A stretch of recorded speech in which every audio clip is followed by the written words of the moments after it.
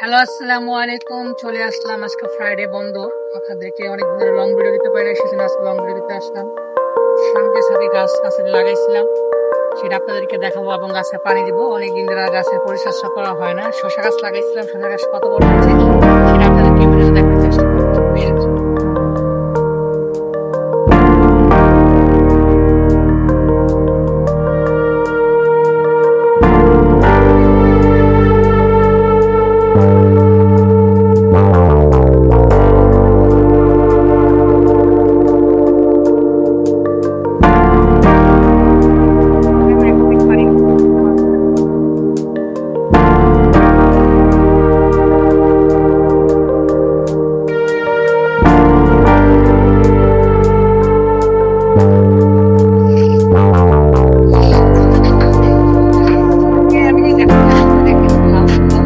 এই যে লাউ গাছ দেখেন, পানির অভাবে পাতাগুলো মেরেই গেছে, কারণ আমি ঠিক মতো পানি দিতে পারছি না। সময় অভাবের জন্য দেখেন আসলে গাছের কি একটা অবস্থা। গাছের যত্ন না নিলে কিন্তু গাছ বড় হয় না। হ্যাঁ, তো দেখেন এই যে গাছগুলো নুয়ে পড়েছে। আসলে আমি যত্ন করার সময় পাচ্ছিলাম না, বিধায় গাছের এই অবস্থা।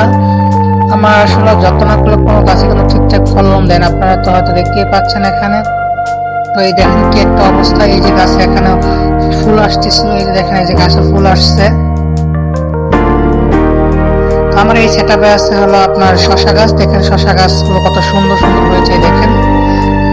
এই দেখেন শশা গাছগুলো কত সুন্দর বাতাসে হিলিয়া দুলিয়া নাচতেছে। এই গাছগুলো আসলে আমার পছন্দের একটা গাছ। গাছগুলো আশা করা যায় হয়তো আগামী সপ্তাহের ভিতরে গাছগুলোর ভিতরে আপনার ফল আসবে বা ফুল আসবে। এই শশা গাছে প্রচন্ড পরিমাণ ফুল আসতে পারে আশাবাদী। তো আপনারা দেখতে থাকুন প্রিয় ভিউয়ার্স, আমি কিভাবে গাছগুলো যত্ন করছি। এখানে সিম গাছ আছে, পরে আপনারা এই যে দেখতে পাচ্ছেন এটা হলো আমার সিম গাছ লাগাইছিলাম। এখানে সিম গাছ আছে, এই পাশে হলো আমার শশার সেটআপ, আর এই পাশে হলো আমার বটবড়ি গাছের সেটআপ। এই দেখেন বটবড়ি গাছ মাশাআল্লাহ অনেক বড় হয়েছে। এই পাশে আমার হলো দেখেন এখানে গাছ আগাছা আছে, সেগুলো আমি তুলে দিচ্ছি, পরিষ্কার করে দিচ্ছি। আপনারা দেখেন সিম গাছ লাগাইছে, এখানে সিম গাছও হয়েছে। এখানে দেখেন একটা তুলসী গাছ আছে, আপনার কাছে নিয়ে দেখাচ্ছি। দেখেন তুলসী গাছ তো মাশাআল্লাহ অনেক সুন্দর হয়েছে। এই যে দেখতে পাচ্ছেন তুলসী গাছ কত সুন্দর ফুল হয়েছে। এটা একটা ঔষধি গাছ, ঔষধি গাছ হিসেবে কাজ করে। যে গাছগুলো আমি তুলে ফেলেছি প্রিয় ভিউয়ার্স, কারণ এই গাছগুলো জন্য তারা পুষ্টি পাবে না। এগুলো আমার ক্যাকটাস গাছ আছে পাশে। দেখেন আসলে গাছগুলো এত সুন্দর দেখতে, আসলে বলে প্রকাশ করতে পারবো না প্রিয় ভিউয়ার্স।